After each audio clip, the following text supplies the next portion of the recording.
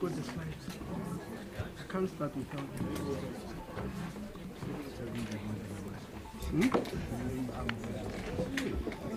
They are still loose, so we must wait. Did you come from the Western Cape? Yes, yeah. I come on Okay.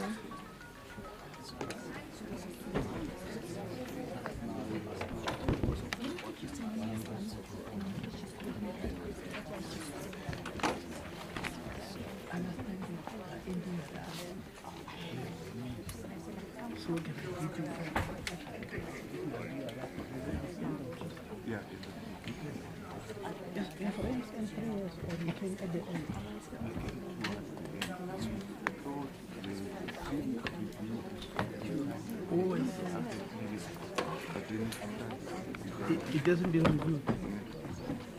We want to change the retirement. What is this? Oh, at the moment. Oh, gosh. When they can't do it retrospectively, when it comes.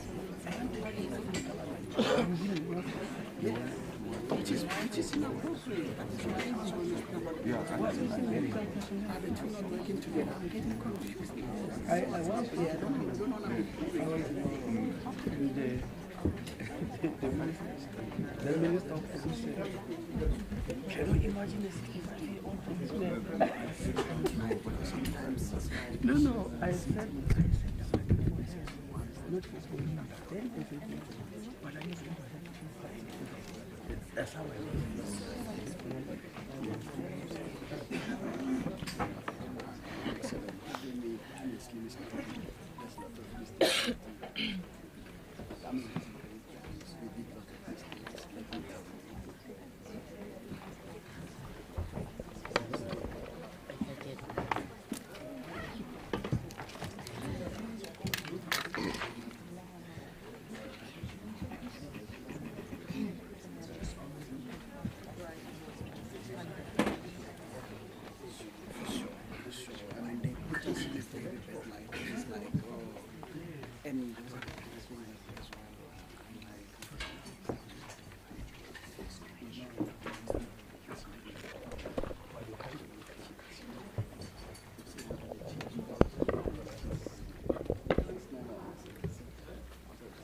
Is it ready, sir? Are the slides ready?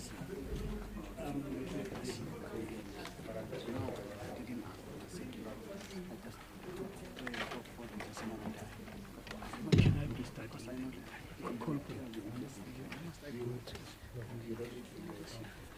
Not in the beginning. Unless you do this step while we talk. But my worry is tired. Can you call both?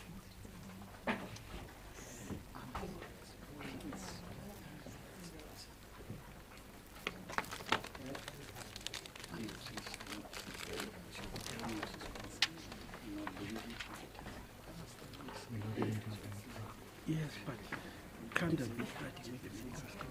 Unless it will lead this step, my worries have been waiting for too long. Let me start while you're loading on the work just on the 40 minutes. Good afternoon, colleagues. No,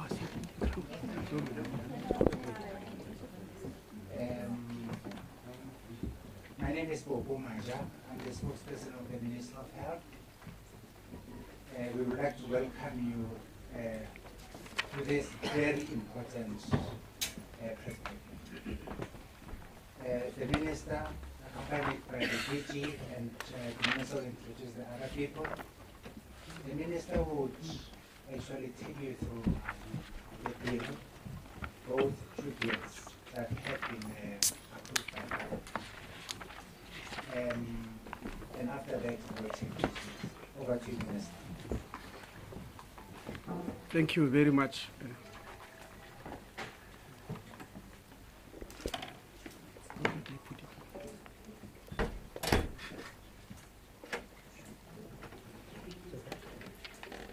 No, it's not. Okay. Thank you very much, Popo, and thank you very much for coming to this long-awaited occasion. Yes, as it was said, on my right is the Director General of the Department of Health, Precious Matsuso, and the Deputy Director General responsible for health regulations and entities, Dr. Anban Pile. But let me take this opportunity to welcome our guests as well as our statutory bodies and health entities. Let me start with Dr. Chatora on my left. I'm sure he's a regular in most of our press conferences. He is the country director of the World Health Organization. We are also bidding him farewell today because he has served his term as a country director. He'll be leaving at the end of June. I want to take this opportunity to help you, to thank him for all the support he gave us, especially during our crisis on listeriosis. He has always been with us. Thank you very much, Dr. Chatora. Welcome, and if we don't meet in another conference, goodbye. I'm sure we'll meet in some other way around the World Health Organization. Let me also welcome the CEO of the Office of Health Standard Compliance, Dr. Spium Daweni, the UMBAT, the first ever health UMBAT in our country, Professor Malagapuru Makhoba, the President of the Health Professions Council of South Africa, Dr. Fosili Tlape, the Registrar and CEO of the Pharmacy Council, Re Amos Masango, the chairperson of the Nursing Council of South Africa, Professor Bing, the President of the Medical Research Council, Professor Glenda Gray, the Chairperson of the Council for Medical Schemes, Dr. Terence Meany, as well as the Registrar for the Council of Medical Schemes, Dr. Kavani, the Chairperson of South African Health Products Regulatory Authority, SAPRA, Professor Helen Rees. I'm not sure who is representing the Board of Healthcare Funders. I'm not sure whether they are here. I did not skip them deliberately, I didn't see them. The representative of the Board of Healthcare Funders representing, if I'm not mistaken, at least 80% of the medical scheme. And let me welcome any other entity which maybe I may not have seen, and apologize for leaving them behind. It's not because we don't welcome them here. We really do. Ladies and gentlemen, this press conference we have called today is to deal with two bills. The first one is the Medical Schemes Amendment Bill, and the second one is National Health Insurance Bill. I will first present the Medical Schemes Amendment Bill and end with the NHI bill. Thereafter, I'll open the floor for questions from the media on both two bills, and we'll deal with them simultaneously. Let me start then with the Medical Schemes Amendment Bill. This bill seeks to amend the Medical Schemes Act 1998, Act number 131 of 1998, in order to align with the National Health Insurance White Paper and the National Health Insurance Bill. The first reason for this amendment is that the implementation of NHI is not going to be a once-off event, but it will take place in a phased approach. While this is happening, the population of medical scheme beneficiaries need immediate relief from serious challenges experienced in the current medical aid scheme regime. The nature and the magnitude of the challenges is such that it will be undesirable for medical scheme beneficiaries to have to wait for long-term changes that are definitely coming. The second reason for the amendment is to align the medical scheme environment to that which will exist under NHI, so that there is a smooth, harmonious transition that does not unduly disrupt access to health care. This is very important for us because the aim of the changes is not to disrupt access to health care by South Africans, because that will defeat the purpose. As it is now generally accepted, the cost of private health care is out of reach of many citizens, even the well-to-do ones. The only argument that persists is what are the reasons for these high costs. That there are high costs is beyond debate. It used to be a debate, I remember, around about 2009 when I came into the Department of Health, but eventually everybody came to their senses and accepted. But we have not yet resolved the issue of what is driving the cost. And because of this persisting argument, former Chief Justice Sandile Ngcobo has been appointed by the Competition Commission to conduct a public market inquiry into the cost of health care. He has been on it for more than 3 years now, and we are aware that he intends to release the provisional findings and recommendations for public comment on the 28th of this very month. I think that's next week. Unfortunately, we do hear rumors that certain vested interest groups are trying to block the release of the findings to the extent that they might even interdict it. I can only assume that they do not want the public to know the real truth. And this is very unfortunate. We hope it doesn't happen, because the public is eagerly waiting. People have given their inputs there. They want to know what is the final outcome.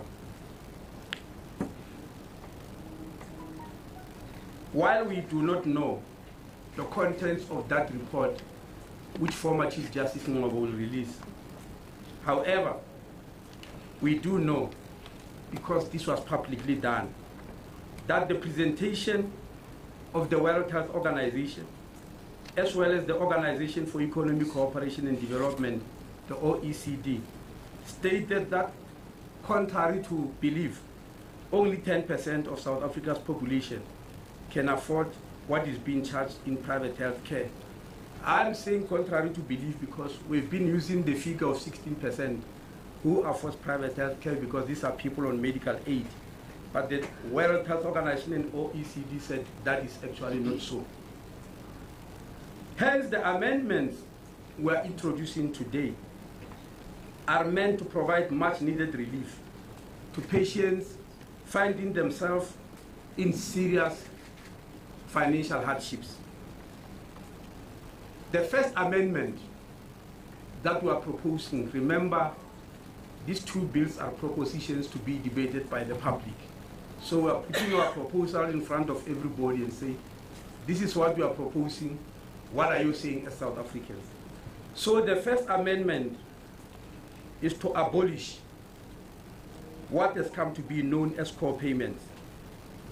Core payments means that the scheme pays a portion of the bill that the provider, either a private hospital or a doctor, charges to a patient.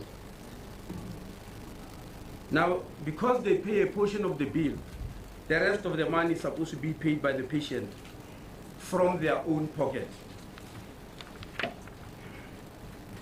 Now, this amendment means that every cent charged to the patient must be settled fully by the medical scheme, and the patient should not be burdened with having to pay anything.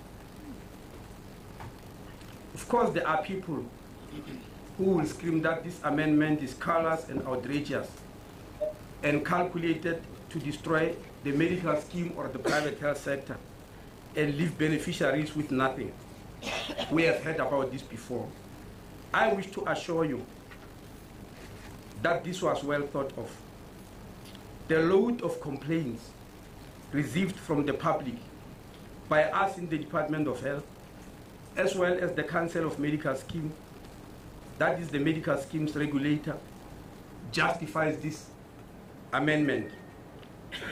Furthermore, the data at our disposal shows that medical schemes are holding in reserve, as I'm speaking now, close to 60 billion rand that is not being used. Granted, of course, there is a statutory requirement, meaning requirement by law, that medical schemes should have 25% of their income in reserve, because this is to cater for emergencies. But our problem, our bone of contention is that this 60 billion rand is equivalent to 33% reserves, which means unnecessary accumulation at the expense of patients. When I came here, I was listening over one of the radio stations when I heard somebody within the maternal medical fraternity saying I'm talking nonsense on this issue. That is within his rights, but we are talking from facts. We do not believe that while medical aids by law are not supposed to be profit-making, because that's what the Medical Schemes Act says. Medical schemes are mutual benefits funds for patients. They are not supposed to make profits. But we know, and we are worried, when huge amounts of money are put in reserve, when patients are required to pay more. And that's why we need to deal with this issue. We believe these huge reserves were accumulated partly through high premiums, because we know that for the past 15 years, medical scheme premiums for every medical scheme member has been increasing by more than consumer price index. So we believe that money went on for accumulation of reserves. But it's also the issue of core payments, which I'm saying we're abolishing, because from the records we have, in the last financial year, people paid core payments from their pockets to the tune of at least, if I'm not mistaken, I'll correct it if I am after checking what the records here. People, members of medical scheme in core payments, have paid a sum of 29 billion rand. This scares us because this week, at the conference of the Board of Healthcare Funders, we had a gentleman from Egypt who was presenting their universal health coverage, how they are doing in Egypt. And one of the things he said, when they started, because they started long ago, they very stupidly and wrongly allowed core payments. And he's now saying, according to your calculation, core payments are now 60% of the total healthcare expenditure, which means medical schemes pay only 40%. And the rest, the 60%, is paid by patients. We think we are heading in that direction from figures at our disposal, and we believe we must nip it in the bud before we arrive at the level where Egypt did. The gentleman from Egypt was actually praising us that right at the beginning, we are doing it in the correct way because they are having to change. He said they are now forced to change and abolish core payments, seeing what they've done to the population.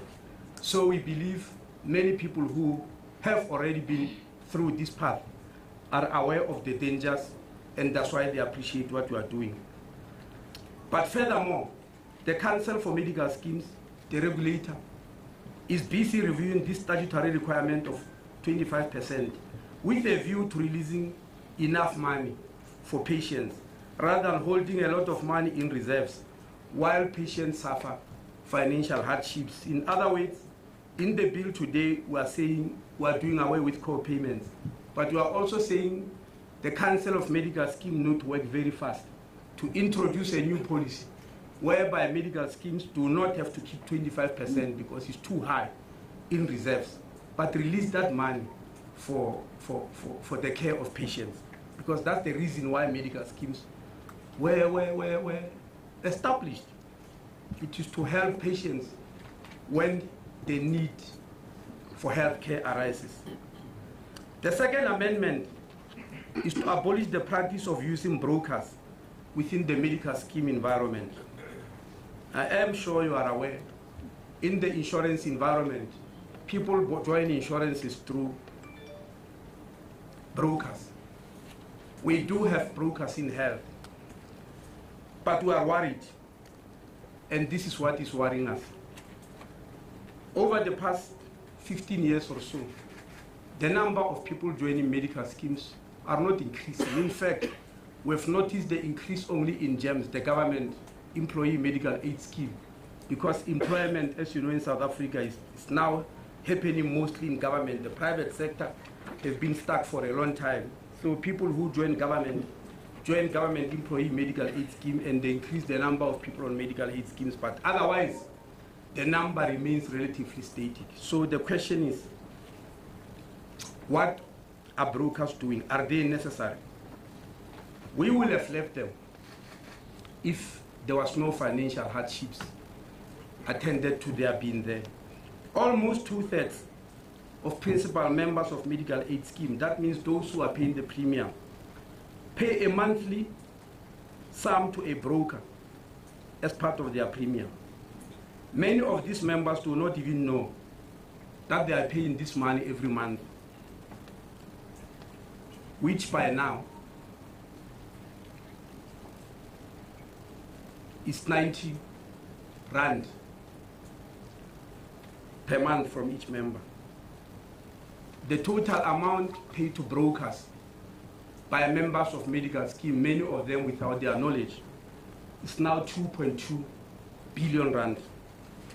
We want this money to be available to pay for direct health expenses of members, rather than saving brokers who are actually not needed in the healthcare system. We contend that because we believe the rest of the insurance market might need brokers, not the healthcare system. And as the 2.2 billion rand paid to them will better serve the needs of members of medical aid scheme. We are also aware, by the way, that the work supposedly done by brokers, even though they will vehemently deny this, is actually done by the Council for Medical Scheme, which is a statutory body established by the state. Most of this work they are doing, so they may as well go on to do it, because they are going to be a permanent feature. The Council of Medical Scheme will be a permanent feature of our system by being a regulator. The third amendment is to abolish the practice of prescribed minimum benefits and replace it with comprehensive service benefits. Prescribed minimum benefits were mostly hospital-based conditions, which has also ratcheted the expenditure of private health care, as I'll be able to demonstrate in a slide here later. Comprehensive service benefits will include primary health care, like family planning, vaccination, and screening, and wellness services, which are not necessarily very easily paid for by schemes. We want them to be paid for the same reason that we said under NHI, primary health care is going to be the heartbeat of the system. The fourth amendment deals with the various unequal and even unfair benefit options which medical schemes are subjecting their members to. The amendment prevents any medical scheme from implementing any benefit option unless that option has been approved by the Registrar of the Council of Medical Schemes. And in doing this, the Registrar will have to determine first that such an option is in the best interest of the member or the patient rather than of any other party. The fifth amendment is to declare the carrying on of the business of medical schemes by persons not registered as medical schemes. And we want this to be an offense from now onwards if this amendment gets passed as a law. This relates to various health plans and cash plans that are flashed all over our screens and in the radios, in the market, in marketing. They are purporting to be selling health products like medical schemes do, but they are not registered with the Council of Medical Schemes, but they've opted to register with the FSB, Financial Services Board, which is now called Financial Sector Conduct Authority, FSCA. The Financial Sector Conduct Authority has amended its rules to exclude such entities from registering with them. So they will be in limbo if they can't register with the Financial Sector Conduct Authority, but they are not registered with Council of Medical Schemes. Then they are just hanging the balance without any regulation, but selling products to the population. We will not allow that. Either you register with the Council of Medical Scheme and you are a medical scheme, or you register with the Financial Sector Conduct Authority and you are offering a financial product. There cannot be anything in the middle, which we cannot be able to characterize. The sixth amendment is the creation of a central beneficiary and provider registry and the management thereof by the Register of the Council for Medical Schemes. This enabled the Register of Medical Schemes to understand the trends of behavior of medical scheme members in the selection of a medical scheme or an option, their age profile, their disease profile, without necessarily disclosing their confidential information, but just the profile. And when we say profile, we don't mean of one individual, we mean of a group. In that age group, how many people suffer particular diseases? Do the majority in that group, in that medical aid scheme, suffer diabetes, high blood pressure? Are they HIV positive? Have they contracted TB? Are they very obese? Do they have cancer, etc., etc.? That's what we mean by disease profile. It will also allow him to determine the health-seeking behavior of individuals, as well as the geographic distribution of members of a particular medical scheme. This information will assist in the planning of NHI health services. Presently, medical schemes are reluctant to give this valuable information, and there's no act to compel them to do so. So we are putting them in an act so that it's compulsory to release that type of information. The seventh amendment is to introduce income cross-subsidization model. The essence of NHI, and we believe it must start now with the present medical aid scheme, is that the rich must subsidize the poor, the young must subsidize the old, and the healthy must subsidize the sick. At the present moment, ladies and gentlemen, we want to argue very strongly that it's the other way around. The poor, contrary to what I've heard always, the poor are actually subsidizing the rich, and that's our argument, and we are going to try and show it. So we believe the present contribution table charges the same rate for a lower income earner and a higher income earner for the same benefits. And this is not how the world should be in the world of tax. The whole question of income tax is that you pay according to your means. and those who do not have any means cannot pay tax, as we know. But we believe this is not in line. What we are seeing is not in line with that belief. So this practice completely negates the principle of income cross-subsidization, which is the principle underlying medical schemes and hence NHI. The 8th amendment is to compel medical aid schemes to pass back savings if a member uses a designated service provider according to the rules of the scheme. Presently, medical aid schemes compel members to use a designated service provider in order to save money. We believe this is a very good practice which is to be encouraged.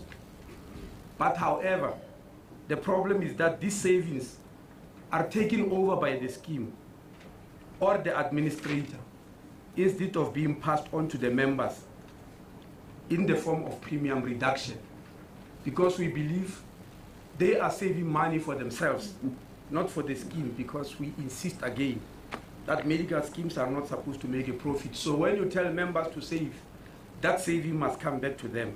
And that is not the case now.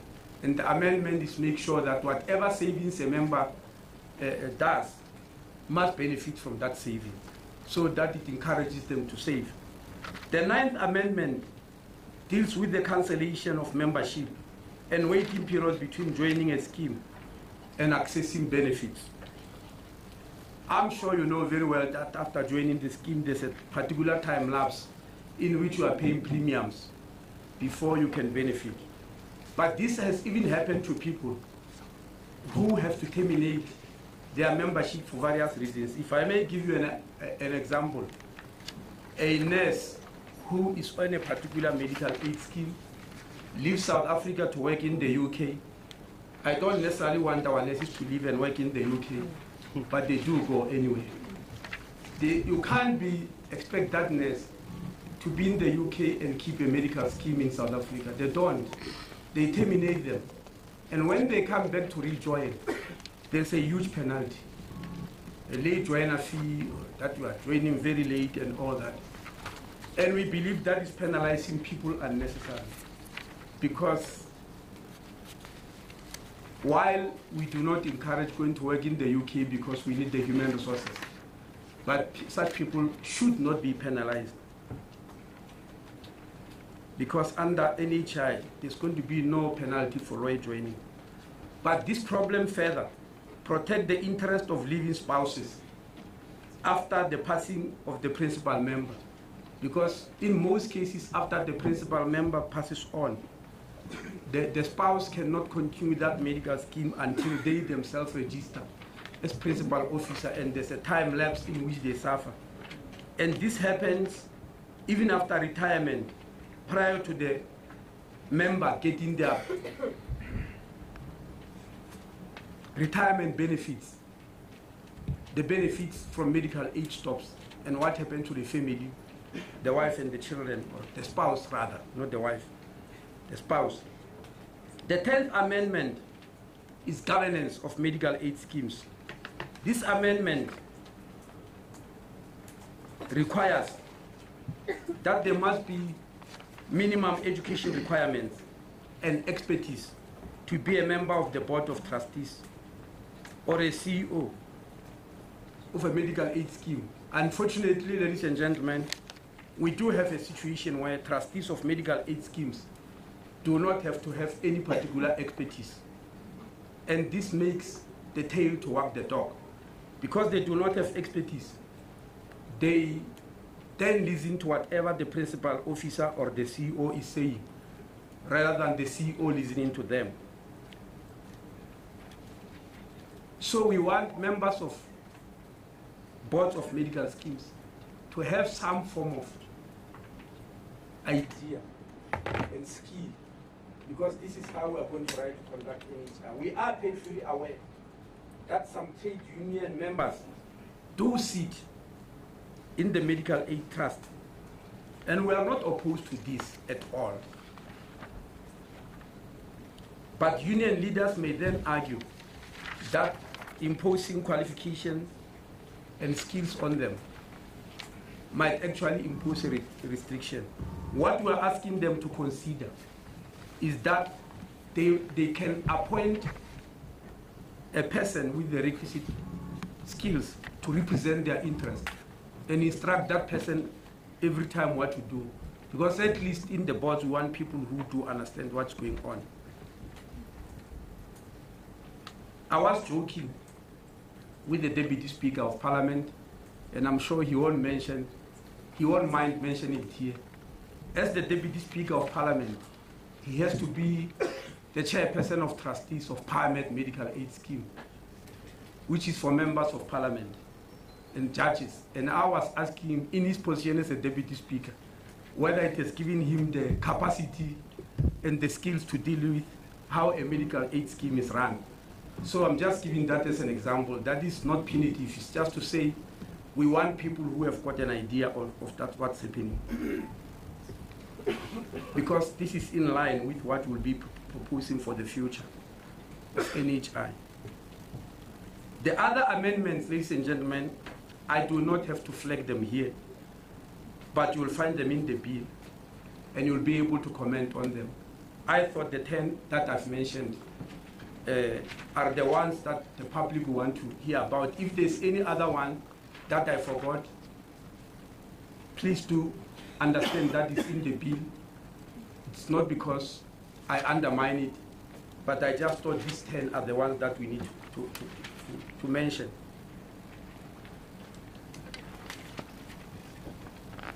I will now move over to the National Health Insurance Bill. And it's going to be a little bit complex. Please bear with us if we get confused, because I'm going to read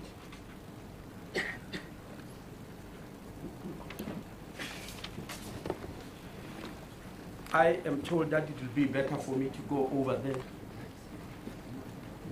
Oh, the mics are here. Sorry. It's going to be a little bit complex because I'll be reading the speech, but also demonstrating in the form of slides.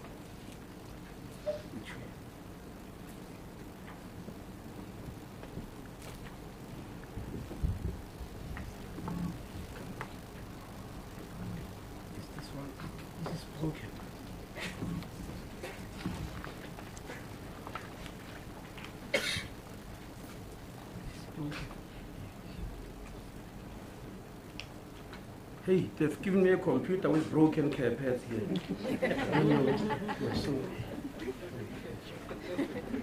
For a person like myself, a novice in computers like myself, it's a big challenge. Yeah. Okay, no, this will solve the problem.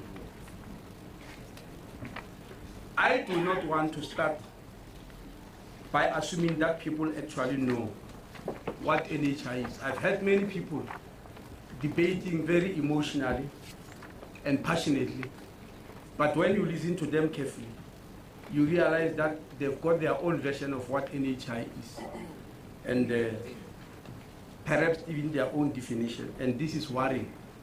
And I've heard others debating very hard, and I realized that they actually never went through the white paper.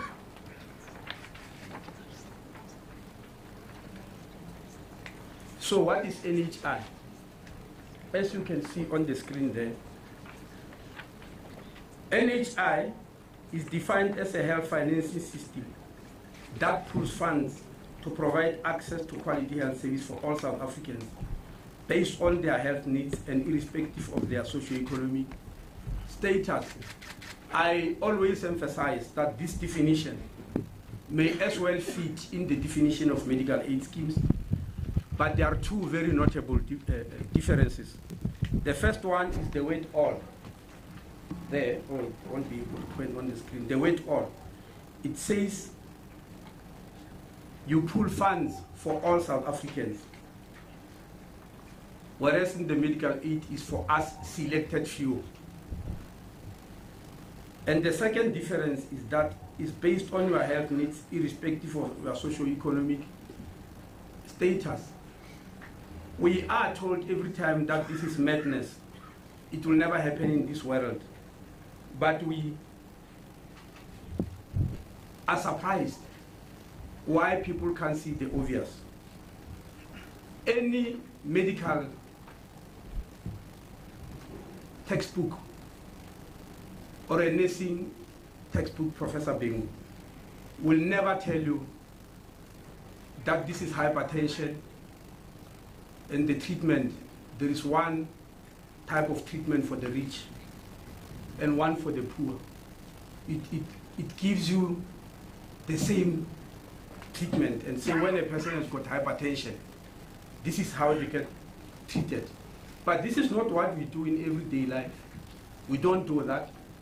And we are wondering whether we believe the world must be allowed to continue being like that.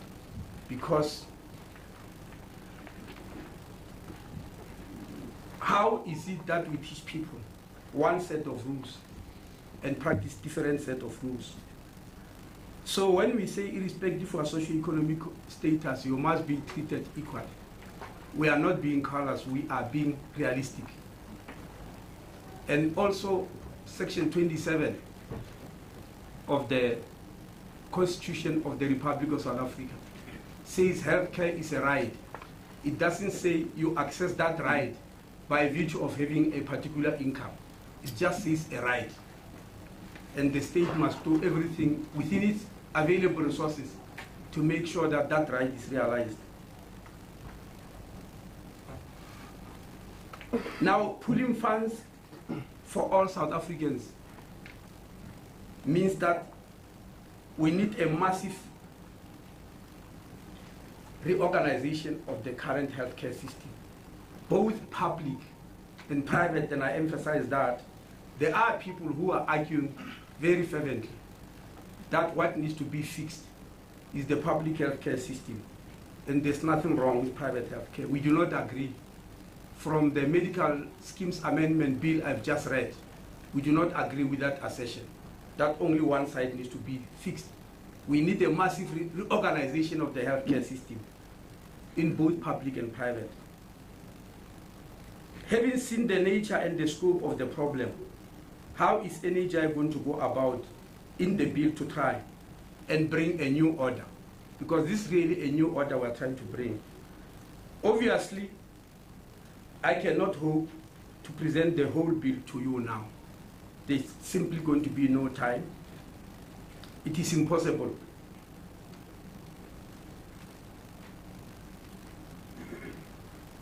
I'm going to present the bill to you to read and participate during the comment period. What I will do is just to touch certain key sections of the bill, just like I did with the amendment of the Medical Aid Act. But before touching on the main sections of the bill,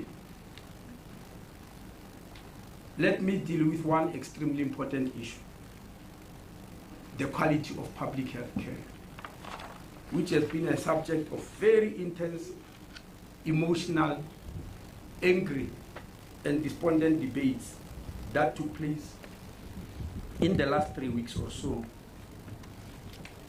We are painfully aware, and some people are using it as a reason why NHI cannot start. You hear that every day. And even today, as I was driving here, I heard that question being asked to somebody within the medical fraternity, whether South Africa can even start talking about NHI without first fixing the public healthcare system. We are painfully aware of the fact that some people believe that even before we open our mouth about NHI, we must sit and fix the ailing public healthcare system first. We are very much alive to the problems of poor quality and lack of efficiency in the public healthcare system. That's not a matter of debate. We know about it. The debate that is raging is to what extent, because people are grading it to different extents. The National Development Plan has actually flagged this long ago, and it did so unambiguous. It said, in implementing NHI, South Africa has two problems to solve. The first one is the exorbitant cost of private health care.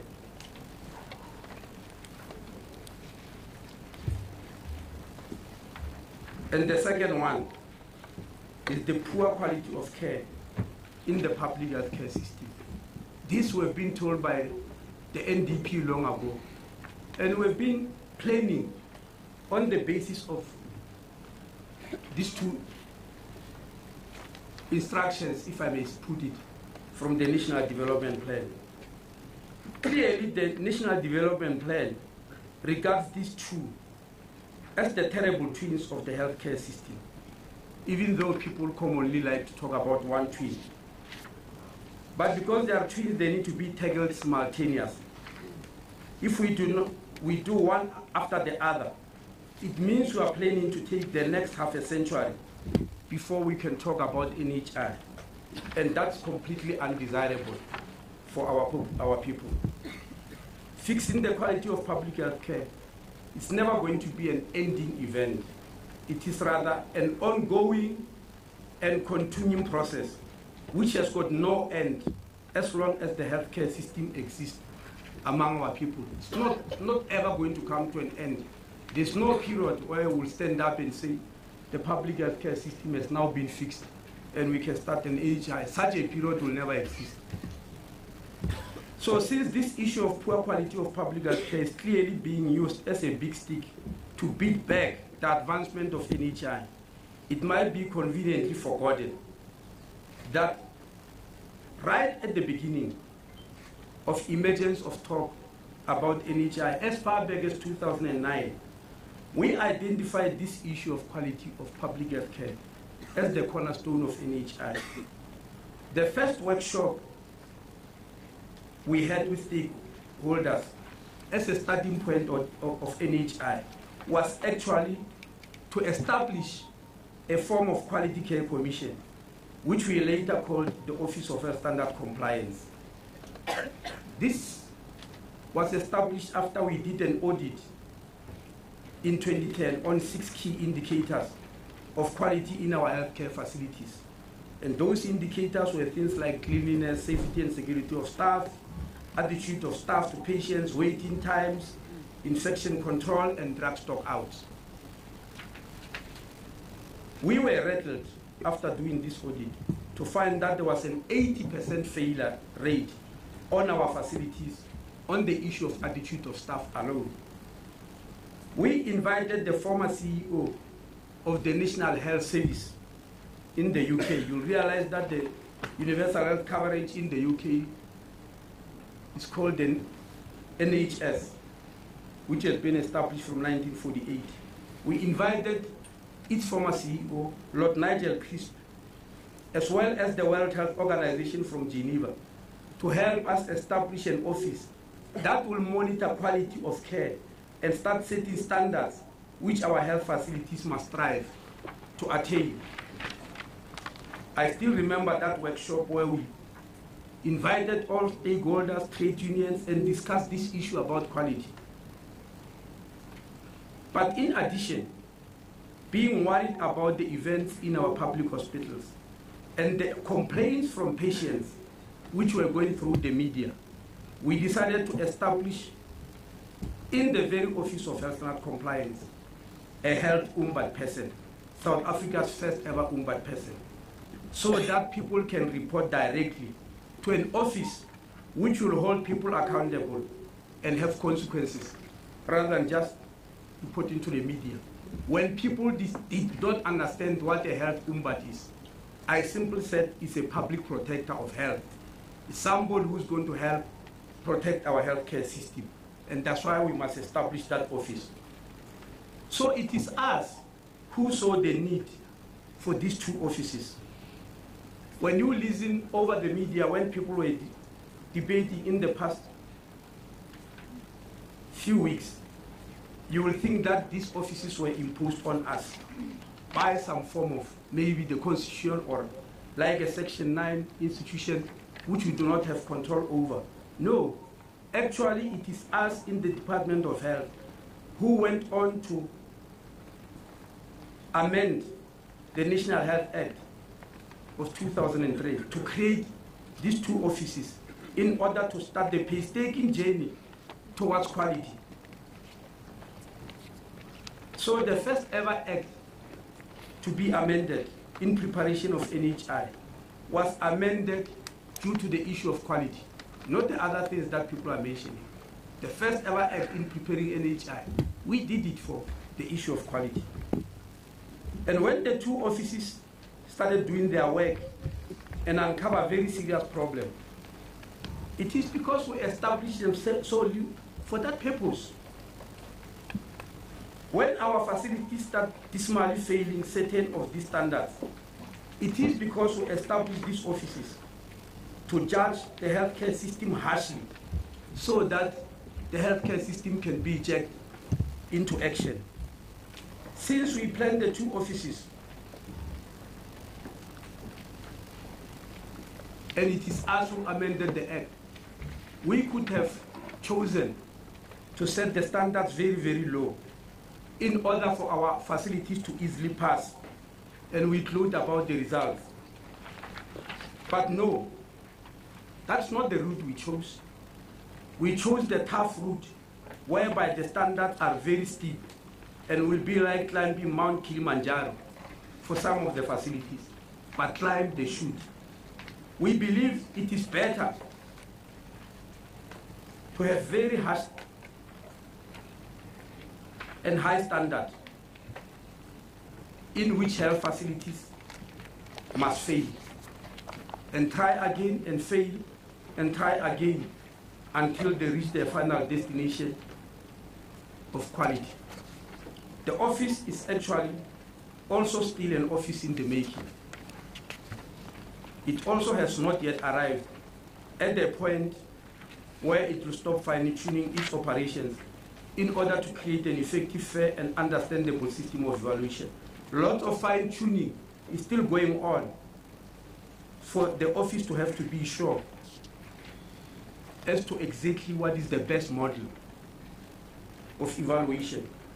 But the good thing is that we've made a start and we know the early failures and we accept them with humility, but also with determination to reach the top. And we do not purport that we'll reach that top alone. We'll reach it together as a country, because health is a societal issue and people must take interest in the healthcare system. When we call over people to join clinic committees and hospital board in order to push for these issues of quality and the correct things to do, they must oblige and help. Without the office of the Umbad, the Life is Dimeni saga will definitely not have ended the way it did.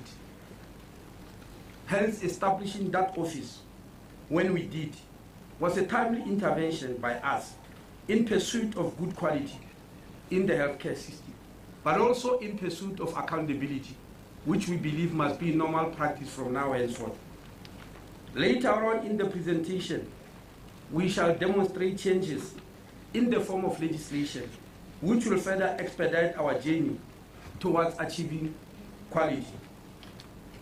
Let me then go back to deal with the main features of the bill. Firstly, the objectives of the bill. No, I wrote them here, they are not on the slides.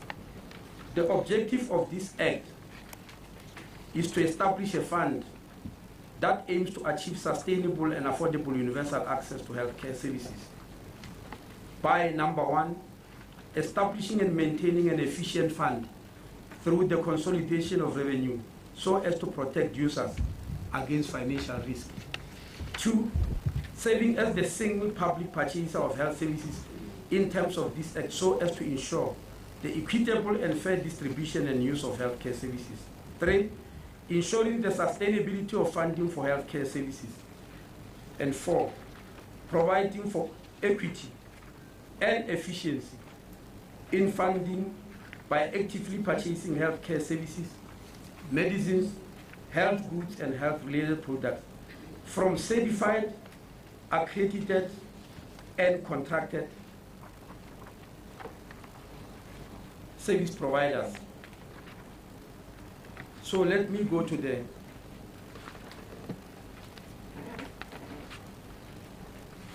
main features. Firstly,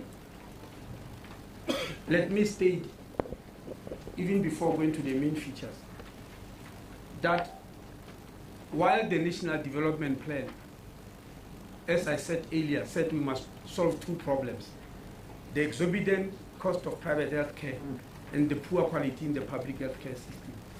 It also said by 2030, to reach universal health coverage, everyone must have access to an equal standard of health care, regardless of their income. But they secondly, in the National Development Plan, state that a common fund enables equitable access regardless of what people can afford to pay or how frequently they need to make use of health services. What puzzles me is that with these provisions, the National Development Plan was easily passed by the country.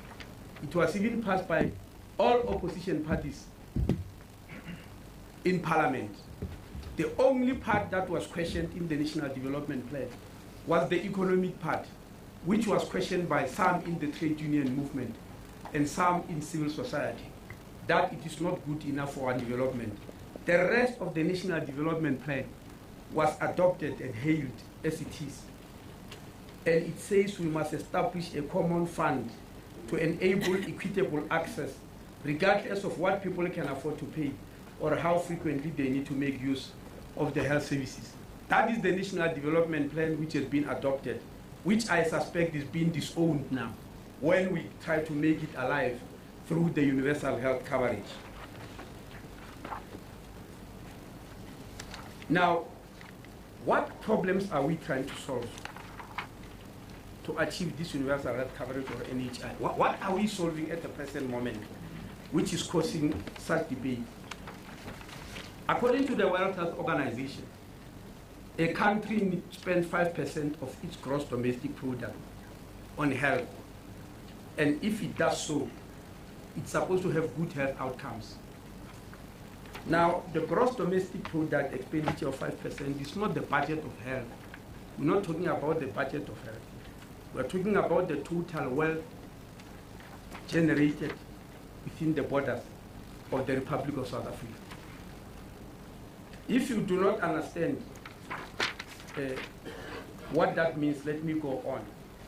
At the moment, South Africa is not spending 5%. We're spending 8.5% now by 2018. And just for comparison, average countries in Europe are at 18%. Sorry, excuse me, let me start again. Average countries in Europe are at 9%. It's only United States, which is far out at 18%. And if I get an opportunity in this press conference, I'll say something about it, because we seem to be imitating that and we are going to head into the wilderness. Countries in Europe are on average at 9%, which means in terms of health expenditure, we are in the same WhatsApp group with Europe. And the question is, if we're in the same WhatsApp group, why can't our healthcare system be comparable? They look like chalk and cheese. And the reason, which many people are trying their best to run away from, is the way the money is divided. Because out of this 8.7%, 4.5% serves only 16% of the population. And the remaining 4.2% serves 84% of the population. This is gross inequality by any standard, which I don't see why people believe the country must ignore this. I heard some trying to argue that problems in the healthcare system have got nothing to do with inequality. If inequality has got nothing to do with the social lives of our people and their final destiny, then I don't know what will. Now, there have been lots of arguments that this comparison I've put on the screen is wrong, because the 4.5% of the GDP that goes to 16% of the population is private money by members of the medical aid scheme who are paying their way out, and we can't blame them for being able to afford. I want to argue strongly that it is not true. The 4.5% of the GDP that is helping 16% of the population, it's not private money. There's a lot of public money in there, in which the poor contribute even their last cents. What am I talking about? If you look at the screen there, by 2015, members of GEMS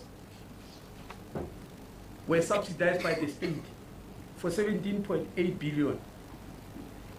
3 years later, today, they are being subsidized for 20.5 billion. That's a 15% increase within a period of 3 years. Civil servants who are not on GEMS, like myself and other fellow politicians and judges, were being subsidized for 1.8 billion. By 2015, it has jumped to 2.2 billion, a 22% increase in subsidy within a period of 3 years. And how many people are talking about here? How many judges do we have in the country? 265. How many members of parliament? Hardly 1,000. 490 in Cape Town and 86, 80, 40 in all the other provinces. And look at the subsidy. You know? SOEs, state-owned enterprises, where people as individuals earn sometimes 5 times more than what a president of the country earned. But by 2015, they were subsidized for 7.2 billion. In this climate where everybody is complaining about SOEs, that amount increased to 8.3 billion within a period of 3 years, a 15% increase. So total government as an employer subsidy moved from 26.8 billion in 2015 to 31 billion by 2016. Then it doesn't stop there. Medical scheme credits and rebates. Everybody who's on medical aid scheme, regardless of whether they work for the state or a private company or a SOE, as long as they are on a medical scheme within the borders of the Republic of South Africa, they get tax credit and tax rebates. And this tax credit and rebates were 20 billion rand by 2016. They are now a whooping 26 billion, an increase of 30% within a period of 3 years. So the total state subsidy to state employees, as well as any other person, including private employees who are on medical aid, was 46.8 billion by 2015. It is now 57 billion now. That's a whooping 22% increase. Now, part of the rebates is money paid back to people who paid core payments to medical aid scheme. And when we abolish core payments, they not then are going to accept that this rebate must be on. Because that core payment with a person is forced to pay is now paid back by the state in the form of these rebates. And then we come to be told that, no, we're talking of private money here. It cannot be. And secondly, I said the public sector and the public sector are twins. They are conjoined twins. If one twin tries to take all the oxygen for itself, the other twin is going to starve. People want to look at them as two separate systems that exist in two different planets. That's not so. These are systems existing within the borders of the country. What happens in one system adversely affects what happens in the other. So let's look at this private healthcare expenditure again. If you check on the slides, by 1998, it was less than 50 billion rand. It was actually around about 38 billion. 38 billion rand in private healthcare expenditure in 1998. Today, it is 451 billion. Sorry, excuse me. I made a mistake.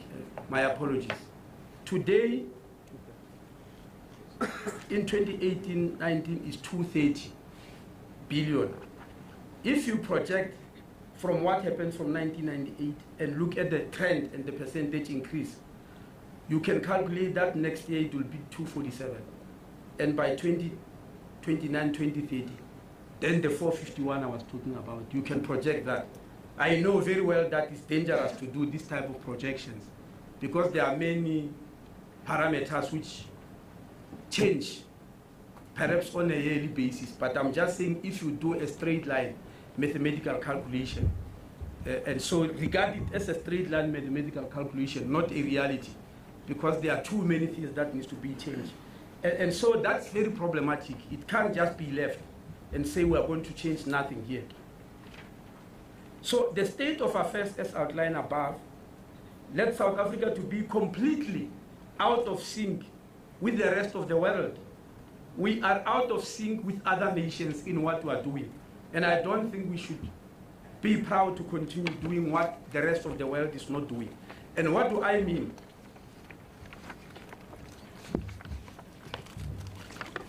Look at this. The World Health Organization has calculated what they call the share of spending from voluntary health insurance, meaning in our case from medical aids, as a percentage of the total expenditure of health in that country. This calculation was done in 2012 for countries with populations of more than 600,000. I'm sure you are aware that in this world, there are countries with a population of 1,000 and a president and a deputy president and all the other people that are found in government. So, but this one was done for people whose population are more than 600,000. What does it show? It says South Africa is an outlier. The amount of money we are spending in private health care as a percentage of total expenditure is happening nowhere in the world. We're number one at the open 42.2%. We've even overtaken the United States of America. In other words, we've privatized health care even more than the US, which is known to be a country whose general approach is privatization. We've privatized healthcare more than them. And yet we fight. If any other sector of our life is going to be privatized, we fight ferociously. But private healthcare, we have privatized more than the rest of the world at 42.2%. And I was told by the World Organization that actually we are misleading when we say USA is number 3. I think they are at 34%, yes. And we say they are number 3. They said no, they are spending 34%, but for 52% of their population. You are spending 42%, but for 16% of your population. So they are still far, far much better than you. And what is the average of the world? The average is that red line, as you can see there, which is 4.1%. That is what is averagely spent in the world in that regard. And we're already at 42.2. We can't go on like this and believe nothing will happen. And I think the rest of the world is looking at us and laughing and saying, what are these people all about?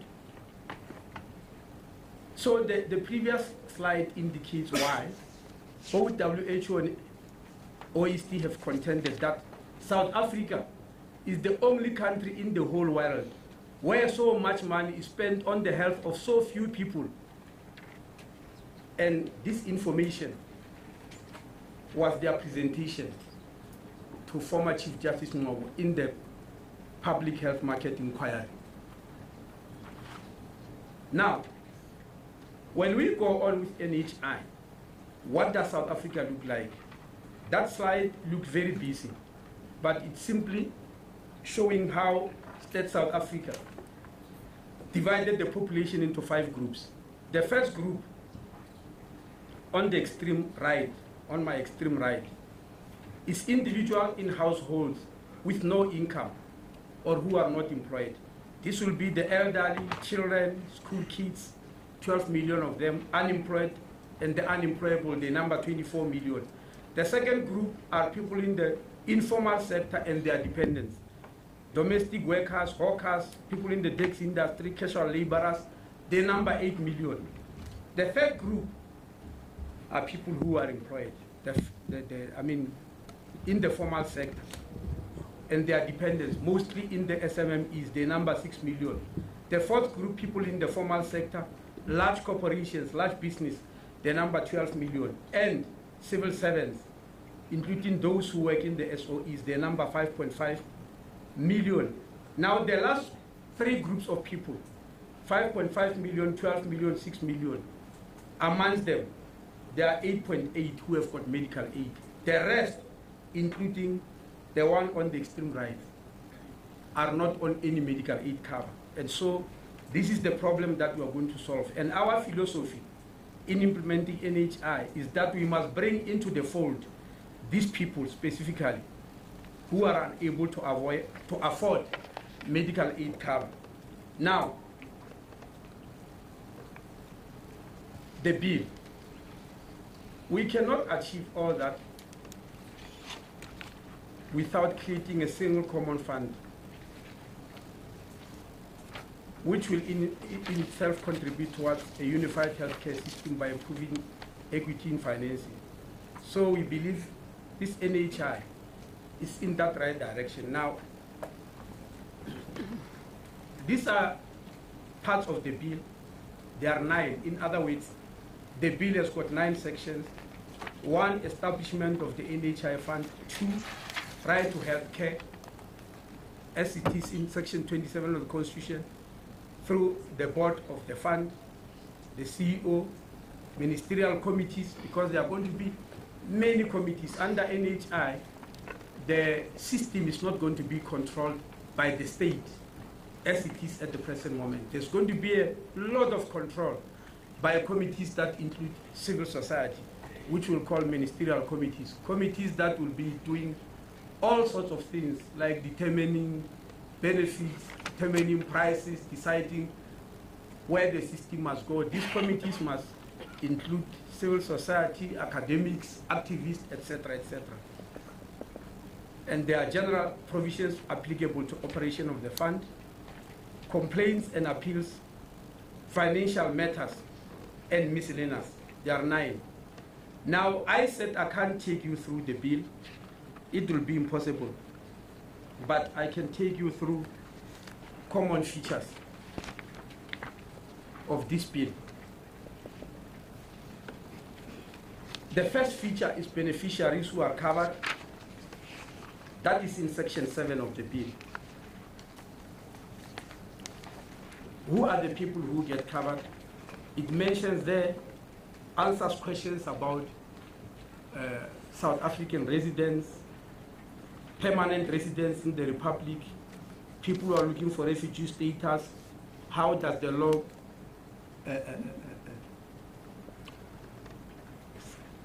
propose to deal with them? That is on section 7. And to save time, I won't read that. I'm just telling you it's provided for there. The second one is mandatory prepayment, which is section 3. That NHI is going to be a mandatory prepayment for health services, meaning once it's a law, all South Africans will need to contribute into it. If Treasury rules that is funded through contributions from the population, we don't know what they are going to rule, but it's mandatory, meaning you can't opt out of it, just like you can't opt out of the Constitution. And we listen carefully when the delegate from Egypt told us that when they started theirs in Egypt, they never made it mandatory. And it's now not sustainable. And they are now changing the law to put up a mandatory prepayment of health services in Egypt, because what they did before thinking it would work was not working. And once more, he was praising us for doing it right at the beginning. Then there is the issue of no co-payment, free at the point of service. We have already said it in the Medical Schemes Amendment Act. Registration of users, which is on Section 8, how people are going to be registered in the fund, and what will be the mode of registration.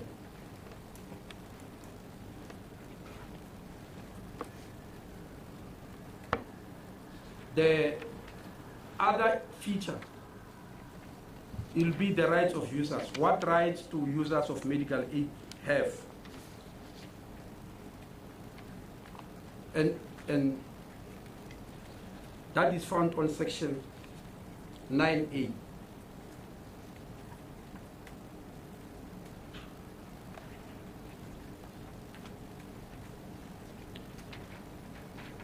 And I think it's important just to mention what the section is saying. It says, without derogating from any other right or entitlement incurred under this Act or under any other law, and subject to affordability and within the means of the Republic of South Africa, a user is entitled to, and it outlines them. It's important to emphasize on this issue of affordability and the means, because there are people who have been arguing that we are going to do something which the country cannot afford, regardless of the fact that in adopting the Sustainable Development Goals, United Nations said every country must do it according to their capacity and their means and affordability. You cannot establish a system which the Republic as a whole cannot afford. So what we are going to do in NHI, all the steps of the way, is to look at the issues of affordability. Is it possible for us to afford this at this juncture? That's why NHI is not going to be implemented in one fell swoop. It's going to be in stages and phases, whereby we'll say now, we are in a position to implement this particular phase because we are able to do so. Right of users, I've already said. Fighting corruption, which I'm sure is going to be debated furiously without any belief from people, seeing that in this country, over the past decade, our second name is now corruption, unfortunately. But I don't think people should actually believe that in planning NHI, we are planning corruption. So on that section, 6.1,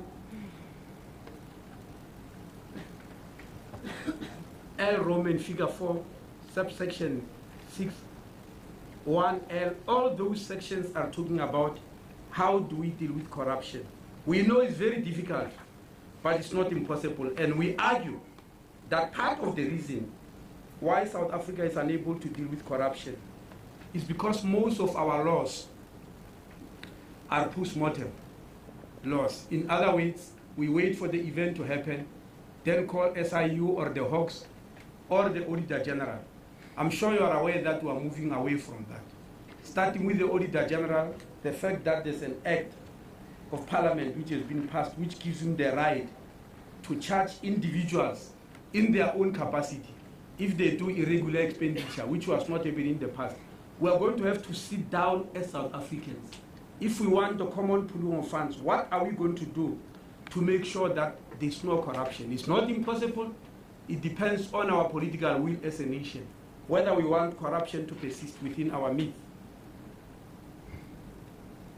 The issue of public and private providers, there has been a lot of speculation that the whole aim of NHI is to try and destroy the private healthcare system and leave everybody to go to private healthcare, public healthcare, which is not working very well. We want to disadvantage them. The whole essence of NHI is that South African citizens, all of them, must have access to public and private healthcare. Because at the moment it's not so. And people are going to say, I think many people think I'm going to say, at the moment, the poor have got access to public health care and the rich have got access to private health care. It's not like that. The rich have got access to both public and private health care at the same time. Only the poor have got access to one.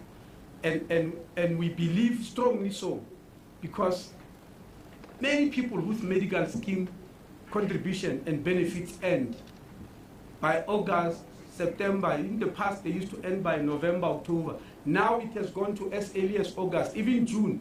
Some people say their benefits have ended. All of them are thrown back into the public sector. So if you are on a medical aid, you have got two chances. You try your luck in the private sector.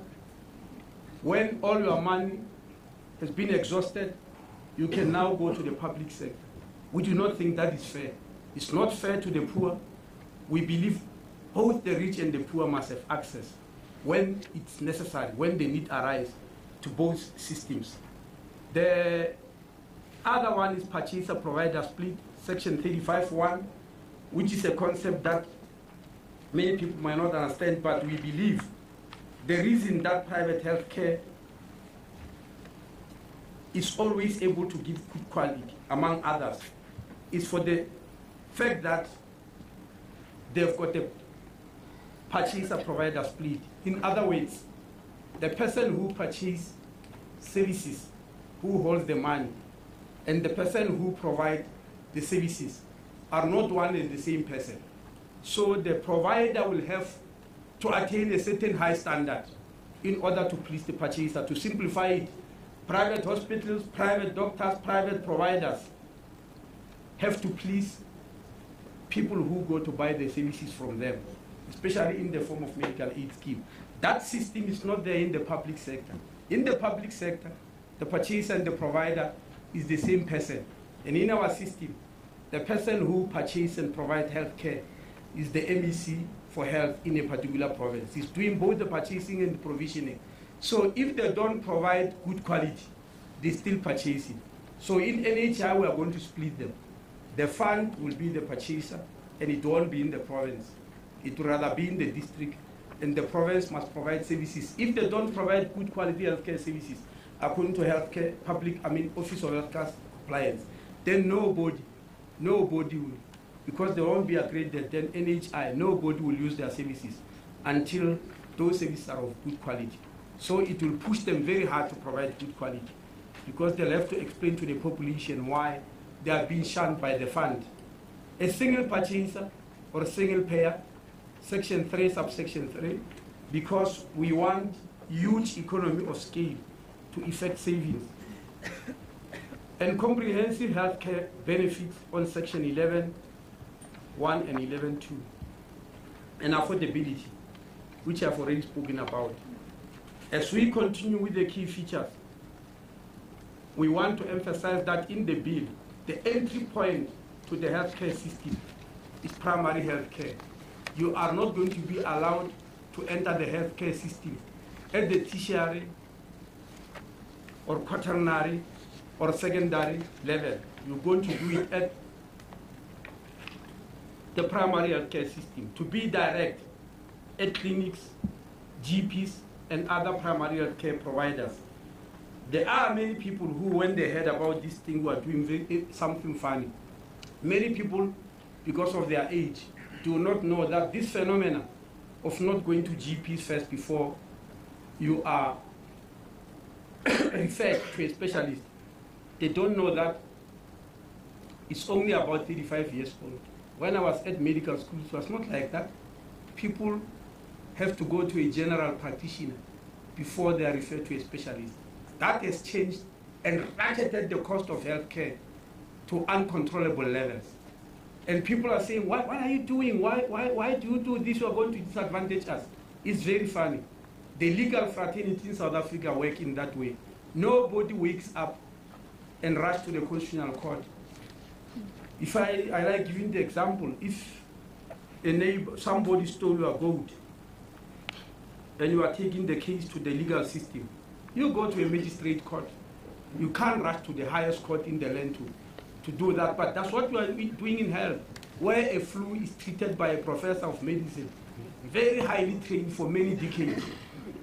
It can't happen like that. If you go to countries like UK, you can't do that. They will never allow you. But in South Africa, it's allowed. So we're going to have to change the rules and discontain the cost. The referral pathways, we are showing referral pathways, which if you don't want to follow, then the Act outlines exactly how the fund will deal with you if you refuse to follow the pathways of starting first with the GP. And we are not going to choose the GP for you or your primary health care provider. You are going to choose on your own and say, I choose so, and I come and register them. And once you choose and register them, when you are sick, you have got to go there. So if you are in Johannesburg, you decide to register a GP who's in Durban, that's your choice. But it means when you are sick, you must go to Durban then to start there. Because you will have chosen that GP, not us. The GP is your choice, not ours. All we do is, I mean, not the schemes, I mean, not the funds, but your choice. And it also shows when do we not cover services. Most of it is when you don't follow referral pathways or demand things which we believe are not necessarily important for the healthcare system or which we believe are unreasonable. Then, sources of funding. I know that this is a question which is asked of me all the time. Minister, where do we get the money? Where do you think the country is going to get the money from? This is the first time in the country that a minister is being asked that question. Where do you get the money? All the systems that are implemented in South Africa, it is the job of the Treasury and the Cabinet, the government of that country, to look for funding, not the minister who comes with that. I mean, who, not the minister, not the one who, sorry, it's not the minister who comes with that, not the minister who is deployed to implement that. It's not the one. And I'm emphasizing that because I did not come with NHI. It is the ruling party that did so and passed it as a resolution in the Polokwane conference in 2007. It is the national development plan of the country that sent to Parliament that we need one pooling of funds in order to have access to good quality healthcare system. It is the United Nations in the adoption of goal number 3.8 of universal health coverage by 2015. So it can't be one individual. And it is the function of the government of this country to sit down and see where the money is from. When free higher education was declared, it's not the Minister of Higher Education who was tasked with deciding where the money is coming from. When we are paying 17 million social security beneficiaries, they did not say the Minister of Social Development must go and decide and look where the money is coming from. So this issue will be decided by the government of this country. All that we did was to give them our proposal as they are giving elsewhere. Some countries are using the cell phone levy to do that. I had that discussion in 2014 in Benin, where they were looking at the cell phone levy. For every phone call made, some money must go to universal health coverage. Other countries are using petrol levies, others are using surcharges. It's not for me to decide. Countries are using a whole lot of different things to try and find money to NHI, but as long as it's in a way that is affordable for that country. The issue of procurement through the Chief Procurement Officer, yes, we are putting in this bill that the procurement, especially of things like infrastructure and procurement, should no longer happen at the provincial level because this has been disastrous over the years. The Chief Procurement Officer in the Treasury will have to be given what health needs to procure. He must procure there. There can be arguments that why do we regard the Chief Procurement Officer as an officer of angels? But you can't have many procurement stations where corruption is likely to take place many times. At least deal with it in one office. I'm one individual who's decrying the abolishment of tender boards. When I got into government, there were tender boards then. And the whole province will have one tender board which controls the tendering. Now, when the tenders were given to various departments, all hell broke loose. And to contain it in health, we want to bring it to the Chief Procurement Officer. The second thing we are going to do is about tenders. I thought I'll see it somewhere here. Where is it?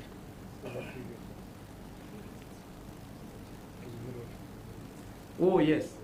In the middle there is that orange. On the orange block, it states strategic purchasing. No tenders for health services.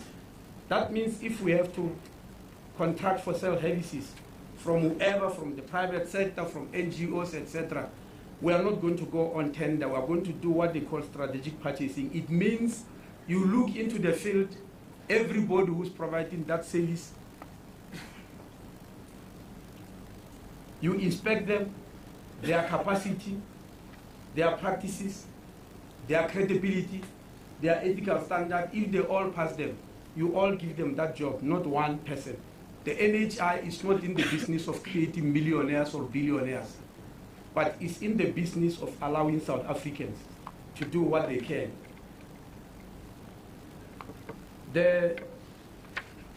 Yes, the others, I'm sure you'll see the appeals and complaints and all that.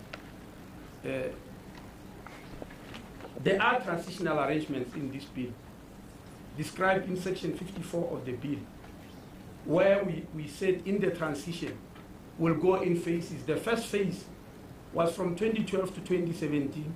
That phase is over. We're starting a new phase, which will be from now until 2022. That's where we'll be amending all this act and putting all the other systems in preparation for NHI. And the last phase, which will take place from 2022 to 2026, which is the last phase, it includes the actual creation of the fund, where we now say we have got an NHI fund. That will only happen from 2022 to 2026. That is the last 4 years. Because we agreed in 2010 that NHI will be implemented over a period of 14 years. And we divided that 14 years into 554. The first 5 years finished, came to an end last year in December. We are now in the second 5 years, and we'll move into the last 4 years by 2022. And so when you go and read this bill and give public comments and it goes to Parliament, you are working on phase 2. Now, this is the end of these bills, but I want to state that at the end of it all, we are going to amend certain laws. Because in the massive reorganization of the healthcare system mentioned earlier, we have identified 12 acts that needs to be amended for the smooth running of the healthcare system. And in order to guarantee that, or if I may say, not only to guarantee, if I may say, to impose quality. Some of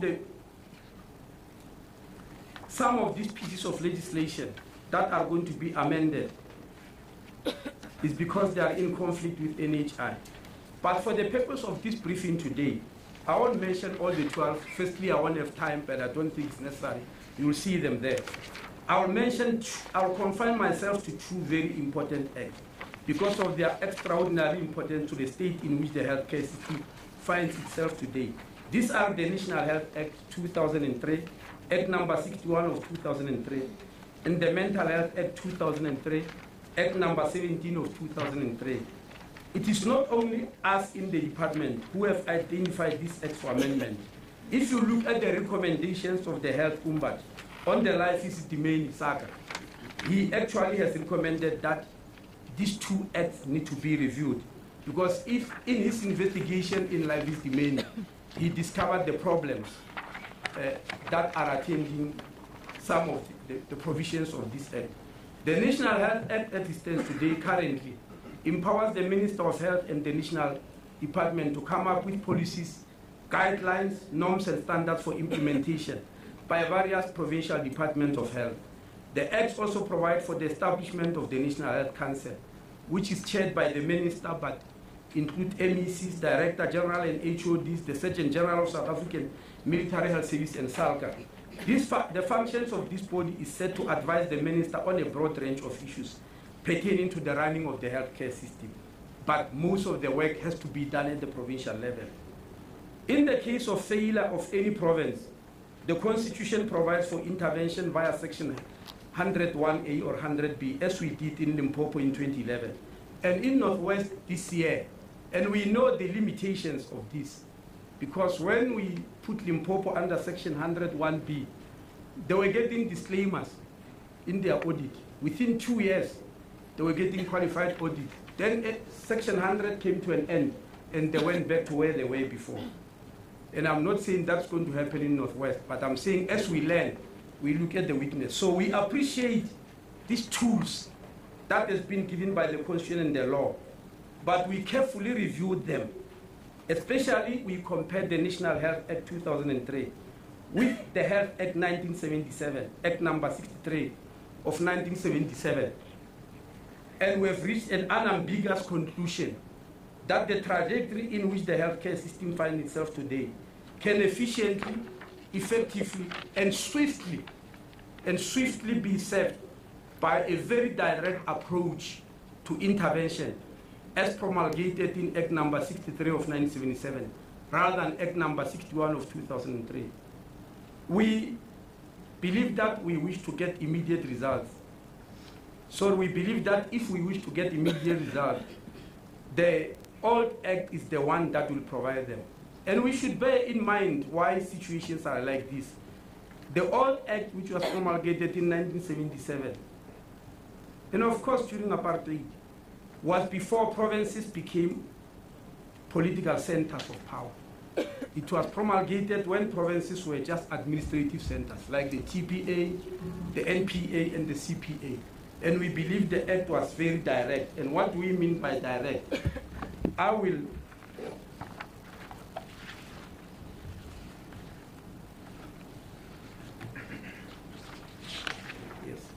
read a few things in the Act just to see how direct and swift it was. It says, powers of the Director General in the case of default by local authority. Local authority, they mean province, municipality, or whatever. Anybody in the locality who provides help.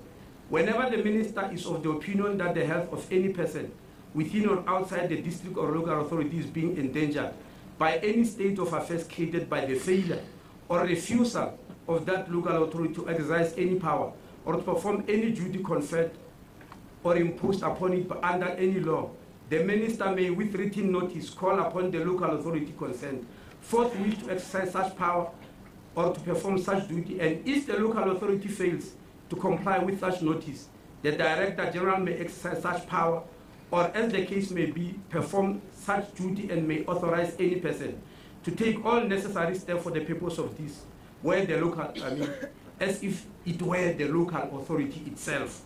It goes further to say the Director General shall, for any of the purposes referred to in this section, have all the rights and powers of the local authority, which so fail to comply with the notice referred to in subsection 1. Powers of provincial administration in case of default by local authorities. Whenever minister is of opinion that the health of the inhabitants of the district of a local authority is being endangered by the failure or refusal of that local authority to provide any non-personal health services. Non-personal, it means things like infrastructure, equipment, etc., etc. The minister may, with written notice, call upon the local authority concerned forthwith to provide such service and if the local authority fails to comply with such notice, the minister may provide such service and may authorize any other person to take all necessary steps to do so. The minister shall, for the purpose referred to in subsection 1, have all the rights and powers of the local authority, which so fail to comply with the notice referred to in that subsection. And it goes on and on and on. The second act, I won't finish reading this because I want to save time. The second act is the Mental Health Act, Act number 2002. Act number 17 of 2002. In short, the amendment wishes to reinstate the powers of the national government, which were taken by this Act number 2002. If you compare it with Mental Health Act number 18 of 1973, and this is found also in the Ombuds's report that we need to amend it to avoid situations and conundrums like life is demand. Let me come to the pilots. Another contentious issue being used as the reason why NHI cannot happen is the belief that piloting NHI has failed in many districts, and hence we cannot even come up with a bill because what we have piloted failed. Perhaps we shot ourselves in the foot by giving an impression that we are piloting the actual definition of NHI, which, as the definition shows, is the pooling of funds for the whole population. There was no pooling of funds for populations in any of the pilot districts. What we were doing was to test various possible interventions, which will become necessary under the NHI when we do the massive reorganization. And there are a few of them I want to quote. For instance, we tested school health. One of the most important cornerstones of primary health care, which we said is the heartbeat of NHI, is school health. There are 12 million kids going to school every day. We cannot afford to sit in the hospitals and the clinics and expect them to get sick and see what happens. We must go into their schools. So in this instance, we have screened 3.5 million of them, and we have tested for their physical barriers to learning: eyesight, hearing, and oral hygiene and speech. We now know, as I'm sitting here, that 15% of them, or about 500,000, 15% overall, but the figure comes to 33% in the poorest schools of the country. That number of kids have at least one of these four problems. Either they can't see well or they can't hear well, but they go to school. We are planning for NHI to intervene in this matter by providing them free spectacles, free hearing aids, oral hygiene services, speech therapy, and we are soon going to launch this project this year to deal with school kids. The other issue that we tested was community health workers. We tested this concept for strengthening prevention through ward-based primary health care outreach teams. During that period of piloting by the end of March 2017, the teams have visited 4.7 million households, not individuals, households, in poor areas of this country to deal with their health problems. And we are happy because of that experience that we have taken the matter up. We've spoken to the unions, and last week, the unions in the bargaining chamber has reached an agreement on the policy of hiring community health workers. And they will very soon be a part of the permanent workforce of the healthcare system in the country from now henceforth, meaning they are going to be hired directly and they become part of the health force with a career pathing, rather now where they're hired through NGOs and they're paid a stipend and we don't understand their training. The unions have agreed that the massive matric, the massive training, the massive prior learning, the massive the career pathing, etc. We also did the contracting of GPs, and I heard there's a big war between some doctors in Limpopo and the Department of Health in Limpopo about this system. And I do not know why they believe it's going to affect NHI. That internal battle about who contracted who and when did it end and all that. But we are contracting GPs to see how they will integrate in the public health service. And from the and that contracting is over. It ended because it was for a particular period only. And now we have got the results. We know what they can do and what they cannot do.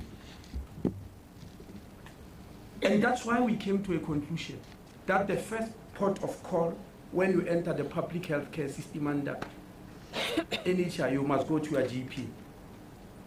And for HIV and AIDS, actually,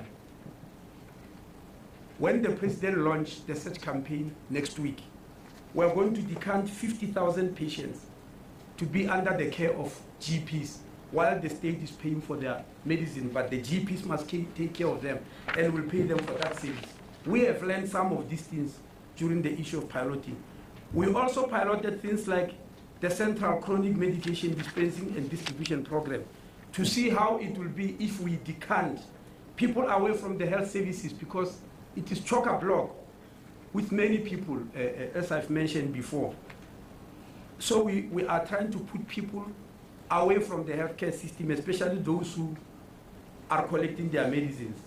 And as I'm speaking here, we've decanted 1.8 million South Africans, meaning there are 1.8 million South Africans with chronic illnesses who don't have to go to the clinic to collect their medication, but they go to pre-selected pick-up points where they pick up a point and tell us where it is, and we deliver the medicine there. This year, we are going to decant a further 1 million to make it 2.8 million people who don't have to wake up to go to a clinic.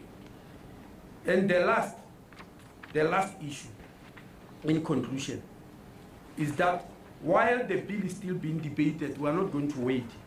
We are going to implement 4 NHI projects, which the President announced in the in his State of the Nation address.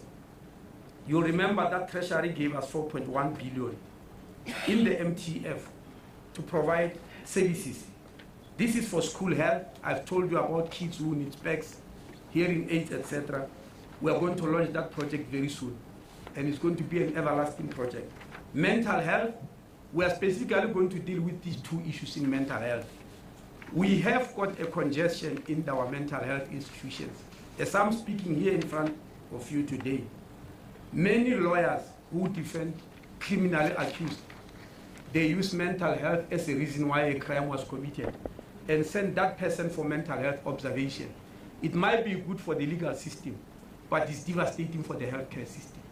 Because as I'm speaking, we've got 1,400 criminally accused people who are admitted to our mental health care institution waiting for evaluation. We simply don't have enough psychiatrists and psychologists to do that evaluation. So what are we going to do with this NHI fund?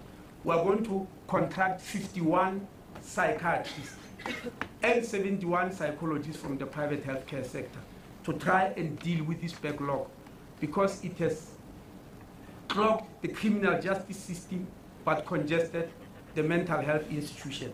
The second area where we are going to make use of them is that every day nurses screen people who have got mild mental illness, but they don't know where to refer them. And those people end up with severe mental illness because they didn't get help. We're also going to contract psychiatrists and psychologists because they've got them in ample numbers in the private sector. That's our second program. The third one, we're going to deal with women with complicated pregnancies in 22 highly affected hospitals, where we have checked through statistics that in these 22 hospitals there are problems. The last one is oncology services. We are going to launch a cancer campaign, as the President has said, but our oncology service under NHI, for now, under this NHI project, is specifically going to target Gauteng and KwaZulu-Natal, KZN for obvious reasons, Gauteng because it is serving 3 provinces, Mpumalanga, Northwest, and Limpopo, because they do not have central hospitals to do this service. They do not have universities which can do this service, which is a very specialized service. Thank you very much. I took a very long time, unfortunately. I tried my best to take shortcuts, but I simply couldn't. Thank you very much. Thank you, Minister.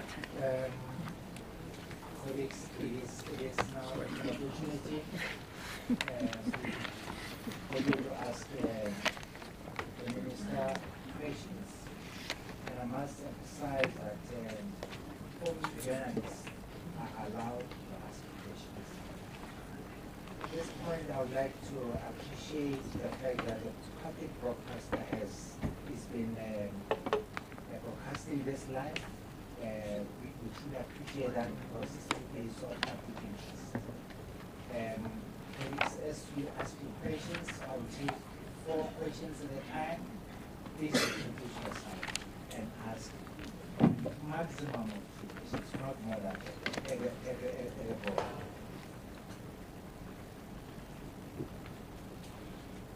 Is that okay?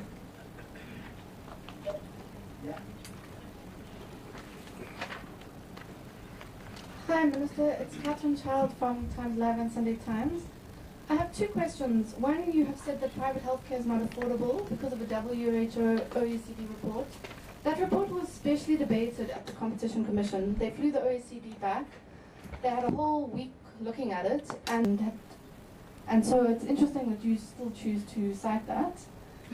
And secondly, medical aids. About half of all medical aids every year are now paying out more than they get in premiums. So besides the reserves, they're running at a loss, and that's in the Accountable Medical Schemes report. How are medical aids now going to pay for everything without co-payments, cover vaccines, preventative care, when they're already struggling financially? The reserves won't last forever. Thank you. Any other question? Yes. I just want to find if you abolish. We can't hear you. Okay. If you abolish the introduce co-payments. Please introduce yourself. I'm Marika van der Berg. I'm from Medbrief Africa. Sorry? We can't hear you. Say it again. Marika van der Berg. I'm from Medbrief Africa. I just want to know about the issue around co-payments. If it's going to be abolished, because at the moment you're not paying co-payments if your medical aid contract with a doctor or whatever. But now where is all this? Is this going to be, so a doctor can ask anything and no co-payment will have to be paid, or how will it work? Please read off. Please read off.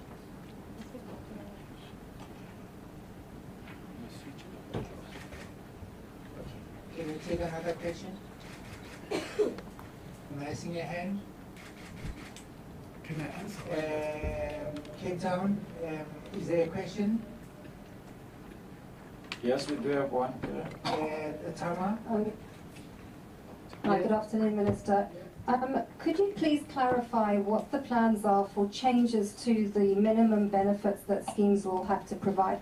You say they must include an emphasis on primary health care. Do you envisage an expansion of the PMBs, or are you envisaging a change, namely a scaling back of the hospital benefits in order to provide and an extension into primary health care? And secondly, in your presentation on NHI, you alluded to the very large subsidy that the government provides to its own workers, to civil servants. Do you, in the short term, are there plans to scale back at all on the subsidies that are provided to members of GEMS, to civil servants like teachers and ministers like yourself? Thank you, sir. Thanks, colleagues. We have 3 questions. I've asked for 4. Cape Town, is there anybody who has a question? Okay. No, not at this stage. Okay, thanks. We will go for those 3 questions. Minister? Yes, Catherine, I never said private healthcare is expensive because of the report of WHO and OECD. I said we raised the issue of it being expensive. Long before WHO and OECD came into South Africa, because they only came when Chief Justice Ngcobo was doing the market inquiry. Before that, I have been going to the Competition Commission to complain about the exorbitant care of private health care. And I was told by my officials that it started in 2004 when the Competition Commission abolished that system that of determining or negotiating cost that was done under the precursor to PHF. What is it called? REMS, yes. Registered Medical Scheme Administrators. They used to sit and negotiate prices. But in 2004, the Competition Commission said that's price fixing. They abolished it. And I was told that that is the cause. And my going to Competition Commission was to reverse that ruling. And they said, no, Minister, let's test first whether your assumption is correct. Is private health care really expensive? And they set up this Competition Commission. We don't know the result now. The issues of what was being challenged by Chief Justice Sumo, we know about them. We know what was withdrawn. We know what was challenged. And I'm not basing my assertion on that. I was just saying it's one of the things that was implemented. And I said the World Organization, in their presentation, said 10% of the South African population cannot afford the cost of private health care. As to whether the judge will eventually accept it, none of us know. We are all waiting for the 28th to hear what the judge has said. But my assertion is that, yes, it's expensive. And the assertion was not because WHO told me so. No, I mentioned it long ago. In fact, they were coming to a system that was set up to test my assertion. And the issue of reserved, that they won't last forever and all that. I don't understand why we believe we must set up medical schemes in this country, pooling of funds, only for patients to come and bear the brand. I do not understand that. And that's why I'm saying the medical aid must pay, and I'm quite sure from the data at our disposal that they will manage. And I've just mentioned many ways in which money goes to waste. I mean, money goes elsewhere. I can't say to waste, but elsewhere, rather than paying for patients. I've mentioned, for instance, the 2.2 billion that is going to brokers. What do you need brokers for? They just sitting there and earning money for a service that is not necessary. Why can't that money be used for paying for diseases, for people who are ill? I've said so. And I'm mentioning the 60 billion rand reserves, which were not supposed to have been there, because the reserves must only be 5%. And I said the Council of Medical Schemes must even go to review that 25%. And I'm not talking about using this reserve 60 billion rand once off, which will come to an end. No, it's forever. If medical schemes try to make such savings as they will do, and if they, for instance, we know that GEMS is already asking their people to start with GPs, and I was told that just by that, they saved something like 25%, if I'm not mistaken, of primary health care costs. So all sorts of savings must be done in order that eventually the medical aid schemes must be mutually beneficial to their members rather than the other way around. So we believe this proposal we are making is fair. I was a GP up to 1994. There were no co-payments then. These are new things, and they are introduced by wrong things that are happening.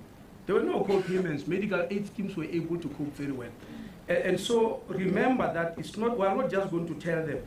We're even looking at the cost, this cost of private health care, as I said. Why is so much money? Where is so much money going to? Even under NHI, we're going to do the same thing. For instance, how are we going to agree under NHI to pay 7,000 rand for a circumcision, when right here in our country, an American funder, PEPFAR, is paying doctors, qualified doctors, 950 rand to do a circumcision? Why should we opt for 7,000 when doctors can do the same process for 950? We'll simply say, go and do your circumcision anywhere, we don't care where, but we won't pay more than 950, because we have seen it happening and nobody complaining. And I'm repeating, go and check PEPFAR, which has given us 40 million rand towards our circumcision program. And in KZN, 1 million men have been circumcised, not at 7,000 rand each. So the problem is that there are people who believe this cost of private health care is something that comes from God and no man can put asunder, something that God has put together. And we're arguing this system was put together by human beings. And if you check my slides there, you realize the changes. Oh, it's not connected. I was trying to show them this. The problems that started in 1998. It was not that expensive by 1998. It was, yes. And look where we are now. What happened in 1998. That's put us here. What was happening there in 1998? We are looking at all the factors, and we know most of them, and we want to reverse them. But I don't have time to mention them in this meeting. I'll enter the debates and give you further slides to show that something extraordinary, which was not supposed to have happened in 1998, happened. Because before that, people have forgotten. Round about 1990, even people with no medical aid scheme can comfortably go to sleep in a private hospital and pay from their own pocket before complaining. What happened after that? What is that took place economically, politically, or otherwise? We have looked at the factors and we believe they are human-made. They are not from God. They are not inevitable, and we can reverse them. And that's the journey we have started today. The issue of doctors going to ask for anything, no, they can't. We must now start a system of setting up prices, which has got started. Yes. And next week, after the report came, we'll look at the recommendation. We'll also look at what the Health Professions Council can do. Because under NHI, one of the things we are going to do, we are not going to allow in hospitals fee for service payment, where you are sick, but you are paying for health services like you are in a supermarket. Yes, when they put a drip on you, a piece of cotton wool, you buy the whole bunch. When they want to put a drip, if they miss the vein, throw the needle away, they charge you for it. You are not the one who missed that vein, they are missing it, but charging you for it. If you spend more time in theater, you are charged for that, but you did not operate on yourself. The person who's operating is the one who spent more time. We are charged for that. So what are we going to do? We are going to use DRGs in hospitals. And what are DRGs? Diagnostic related groups. For this condition or this set of condition, how much does it cost? If you want to do a Caesar, why charge me for the needle, the cotton wool, all that? No. Tell us how much it is that you spend when doing a Caesar. And say it's 10,000 rand and you'll pay for that. As to how many cotton wools you are going to do or how many misses and how long, that's your own data. We want you to people to pay for the service, not to pay for all the other side issues. The issue of PMBs, yes, we are not the only country that is complaining about the lack of primary health care. And I don't want us to debate trading one against the other. Primary health care and tertiary services, they are all important. Actually, tertiary services will collapse if there's no primary health care. I can assure you. If there's no primary health care, tertiary services won't cope. Primary health care is one of the cost-effective methods of providing health care. Even at Davos in 2016, this was mentioned by the president of the World Bank, Dr. Kim Yong-kim, who said, Jim Yong-kim, who said unless countries who have got universal health coverage, especially in Europe, go to primary health care, they will never be sustainable. So we are lucky because we are starting right with primary health care. And it's not for the first time I told medical schemes, because they invite me every year in the meeting of the Board of Healthcare Funders. I once asked them, where do they find the wisdom not to pay for contraceptives? When a young woman is on the medical aid, they don't pay for contraceptives. That young woman goes to fall pregnant and decide to do a backstreet abortion, which goes terribly wrong, and gets admitted in an ICU of a private hospital and get charged 200,000 rand. Is then that the medical scheme pay? When they refuse to pay for a packet of contraceptives, maybe for 20 rand or so, doesn't make sense. So immunization, family planning, that's why we are removing PMBs and putting prescribed service benefits. That will include primary health care. Because the PMBs are hospital-based and they are just made artificially expensive. That's another argument that we're having. So we have got no plans to scale back on tertiary services, but we are just saying primary health care is a very important aspect of the healthcare system, and that's why medical aids right now must pay for it. Because some people in BHF actually agreed with me. And I've got a letter here written to me by BHF in 2011, calling over for this some of these changes that I'm reading here to take place, because they were saying medical aids are no longer coping. Yes, under this system, yes. That letter was written by the CEO of the Board of Healthcare Funders in 2011, saying, Minister, you need to intervene. We can no longer cope with increased premiums, with reduced benefit, but the situation is getting out of control. Thank you. Thanks, Minister. Colleagues,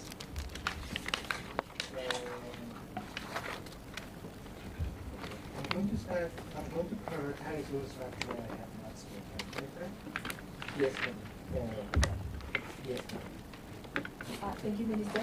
My name is Susan and I'm with Agence France Press. I just wanted to get an idea of how much NHI is going to cost the taxpayers. There have been so many figures that have been bandied around in the media. If you could just give an estimate of how much by 2026, right, it will cost the taxpayers. Thank you.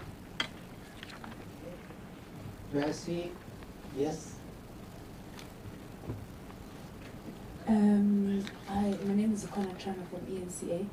Minister, can you just explain how the public contribution is going to work? How am I, as a normal South African, going to be paying towards NHI? And then if you can just explain in layman's terms, if I walk into a private hospital now under NHI, what is the service?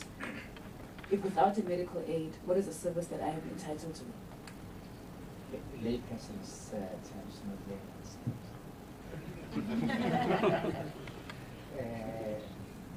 Do I see a hand here?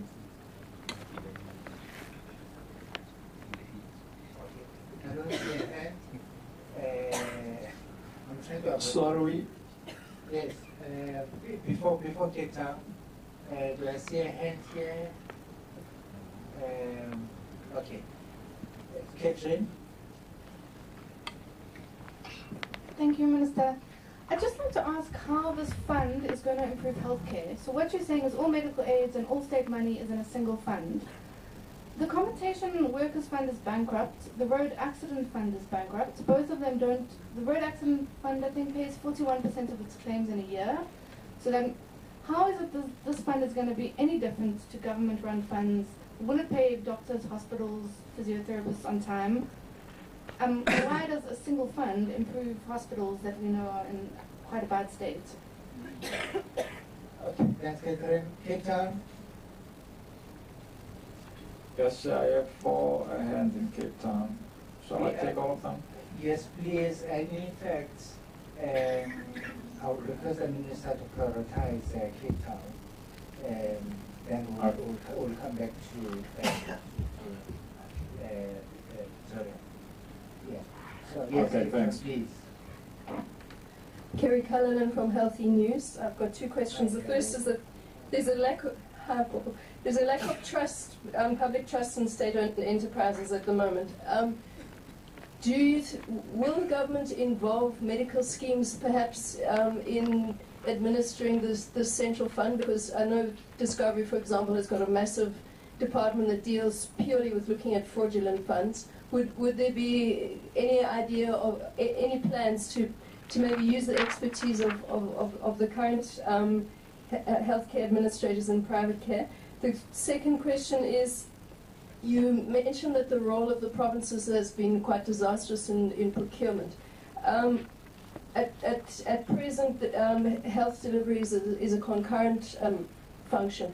So, do you think that there needs to be a constitutional change to implement the NHI? Thanks. Good afternoon, Minister. Paul Vekiata from Bloomberg. Are you looking at implementing uniform tariffs? So will that be for the private sector and the public sector? And will that be across all specialities? And then, secondly, this fund, you don't talk about anything about how to manage malpractice claims. So at the moment, from the various departments of the House, there have been reports that there's about a backlog in 60 billion rands worth of malpractice claims at the moment, taken all together, which takes a very long time to sort out. How will this fund handle malpractice claims? Then somebody else asked me, traditional healers, will they be included into this as well? Thank you. Hammond? Paul Hammond, you still have a question? I'm Minister Paul Hammond from News 24. At the previous briefing today at GCIS, we heard from Stats SA that confirmed that 70% of South Africans had medical aid coverage, which is a very low number. But the same briefing showed that 81% of South Africans were generally satisfied with their access to public health care. So my question is twofold. What do you make of this figure? And have you done any sort of canvassing of the public yourself? Because I don't see any evidence of it in the briefing. And what do your own inputs from the public, not just industry, show about the move towards this new system? And not just perhaps on an anecdotal level, but actual statistics. Thank you. Trustee, back to you. Thank you. I'm going to request Minister, please prioritize. Let's start with Cape Town. We're going to answer all the questions anyway, so it doesn't matter. We'll answer all of them, please. These are the ones they can yes. have one-on-one. Yes, the question of how much is NHI going to cost, and there have been many figures flagged around. We have answered it many times, and I must accept the fact that when we pushed under pressure, we did ask, especially PwC, if I'm not mistaken, to do some calculations. But we went to look for expertise at the level of the World Health Organization. And we told us what we are asking for, nobody in the world has ever done. From the time countries started putting universal health coverage, starting with Norway in 1912, UK in 1948, Japan, if I'm not mistaken, 1961, etc. Countries don't sit and do that because there are so many variables, it won't make sense. What you calculate is the cost of what you implement here and now. That I'm implementing this phase, it will cost this much. Trying to calculate how much NHI is going to cost is an impossibility. At least that's what the World Organization told us, and they said they don't understand why South Africa wants to do something which nobody has ever done. And where do we want to arrive? And say we calculate that. It's as difficult as in 1990 in Codesa, asking how much is democracy going to cost the country. If we did that, I'm sure we would not have had a democracy today if we had to calculate something like that. If the first promulgated Medical Schemes Act in 1967 was ever to calculate how much will the whole system of medical scheme cost now, 50 years later, they wouldn't have been able to do it in 1967. So many things changed in that period. It would not have made any sense, and I don't think anybody in 1967 was dreaming about the billions which we are spending now. So what we are going to calculate is, at this phase of NHI, this is what the country can afford, and this is how much of it will do, etc., etc. We have to control it on our own. It's not like, I mean, I've heard some people say, this NHI of yours is a Rolls Royce, which has been designed and is there, and you have to have the money to buy it, you know?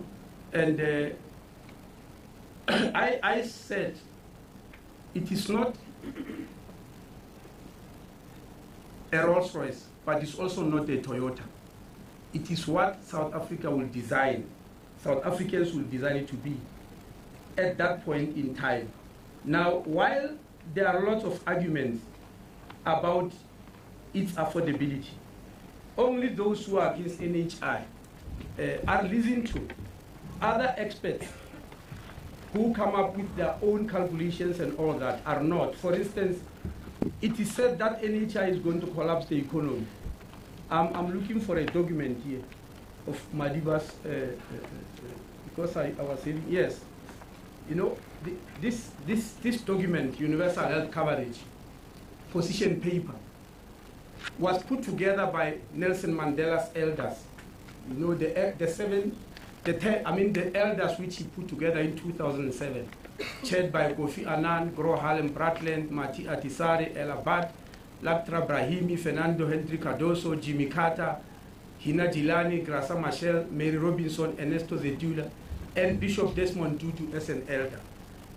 Madiba asked them to help the world in peace, justice, and human rights. And they said because they regard health as a human right, they will enter the arena of universal health coverage. And they developed this booklet. And in this booklet, as one of their contributions, it's a booklet with only 10 pages. So you'll take a few minutes to read it, and we've got lots of copies. In page 4 of the booklet, they say in September 2015, 267 eminent economists from 44 countries signed the Economist Declaration on Universal Health Coverage, which concluded that the economic returns on investing in universal health coverage were more than 10 times the costs. But every time we hear the cost part of it and how impossible is it. Now, these people are economists, they are not health workers. And they are very eminent economists who made that calculation. And the United Nations, the World Bank, all of them are making these calculations to help us. So we are not just groping in the dark, but they are saying, trying to calculate the cost of it per country and say, in our country, it will cost this much. It's impossible. I've just given you examples. On what basis do you put your calculation? On a circumcision costing 7,000 or 7,000 rand or 950? On a healthcare system that is not based on primary healthcare, on people that go to have flu treated by a professor, when a GP or even a nurse can do that, all those parameters we still have to come into the being. So for that reason, we took the advice from the World Organization that we cannot calculate the cost, nor is it desirable, nor will it take us anywhere. The calculations that we did then is because we thought it was possible. Now we know better. The contribution from the public. As I said, we believe if Treasury opts for individual members contributing, if they opt for that model, we don't know what they will opt for, is that people will contribute according to their ability, according to their capacity to do so. And that's exactly what we are preaching. And the question, the corner of how is it going to work, what happens when you go to a private hospital on no medical aid. If there's an NHI fund and there's a committee that provides the list of benefits of what the public must benefit. In UK, it's called NICE, that committee. They determine the services and tell the minister that this should be the services.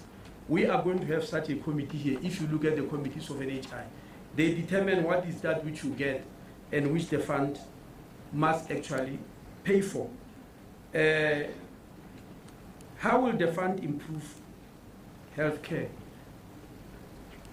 I have just shown a slide here by the National Development Plan, which said for improvement of access to good quality healthcare, you need a common pool of funds. In South Africa today, our pooling of funds by 16% of the population is such that we have taken very highly skilled people,